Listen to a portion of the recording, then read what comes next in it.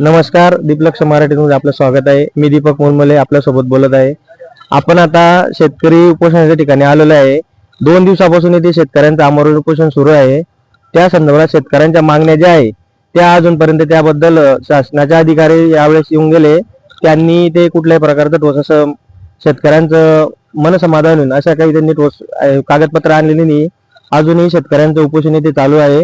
त्या संदर्भात आपण आता श्वेताताई पाटील ज्यांच्या मार्गदर्शनाखाली जे उपोषण चालू आहे त्या संदर्भात आपण त्यांच्यासोबत बोलणार आहोत. तर ताई, तुमचं जे उपोषण चालू आहे आता 2 दिवसापासून, तर कोण अधिकारी आले आणि त्यांना काय काय तुम्हाला म्हणजे कशा प्रकारे तुम्हाला सांगितले की उपोषण सोडायचं, काय कसं काय केलं त्याबद्दल तुम्ही 2 मिनिटात आम्हाला सांगा.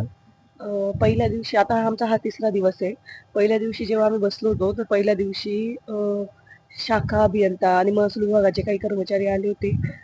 तर त्यांनी जे काही ते सांगत होते ते म्हणजे आपण राजकारणात पुढारी जशा घोषणा करतात किंवा आश्वासनं देतात तसं आश्वासनं देत होते की आम्ही करू, पाठपुरावा करू.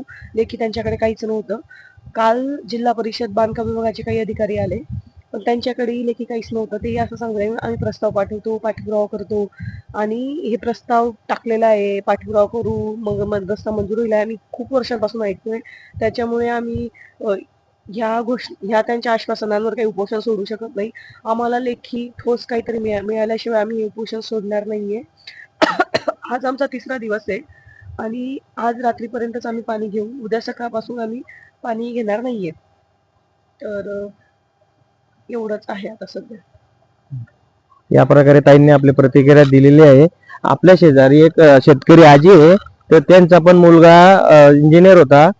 तर त्यांना तिकडे शेतात जाता जाता त्याचा पण जरा ऍक्सिडेंट झालेला होता. त्या निमित्ताने आपण त्या आजींशी जरा प्रतिक्रिया घेऊया. इकडे बसा. बोला आजी, स्वतः बोला, तुम्ही बोला. नमस्कार, मी उषा प्रकाश शिंपी बोलते, पिंपळावारीसून. आमच्या 21 तारखेपासून आमरण उपोषण चालू आहे शेतकऱ्यांचं. आमची मागणी एकच आहे की आमच्या ज्या 2 मागण्या आहेत, एक 5 किलोमीटरचा रस्ता करून द्यावा आणि 17 नंबरचा हायवे रद्द करावा. अशा काही बाकीच्या ज्या घटना असतात, खूपच लोक त्याच्यामध्ये अपंग झालेले आहे. माझा स्वतःचा मुलगा अपंग झालेला आहे.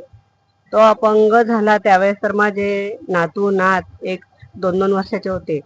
2 वर्ष तो बेड रेस्टला होता. आम्ही म्हातारे आहे बाप, फक्त माझ्याकडे 2च एकर शेती आहे. तरीही मी त्या मुलाचा सांभाळ केला. एवढ्या अवघड परिस्थितीमध्ये आम्ही शेतकरी लोक त्या रस्त्याने जीवन जगत आहे. जो माल पिकतो त्याला आणायला साधन राहत नाही. जे मजूर लावतो ते म्हणतात नाही तुमच्या रस्त्याने खूप भीती वाटते, ट्रॅक्टरवर बसवून नेलं, माला सगळं ट्रॅक्टर काने होतात. जे माल घेणारे असतात ते म्हणतात तुमच्या रस्त्याने आमचे ट्रॅक्टर येऊ शकत नाही, गाड्या येऊ शकत नाही. तर ते माल पिकवून सुद्धा आम्हाला त्याचा उपयोग होत नाही. आणायचं कसं आणि राहायचं कसं? तरी सरकारला एवढीच विनंती आहे की तुम्ही खूप मोठे कामं केलेले, मोठे रस्ते केलेले, तर आमच्यासाठी एवढा 5 किलोमीटरचा रस्ता आम्हाला करून द्या. हीच एवढी नम्र विनंती आहे. जय जवान जय किसान. धन्यवाद. बंद करा.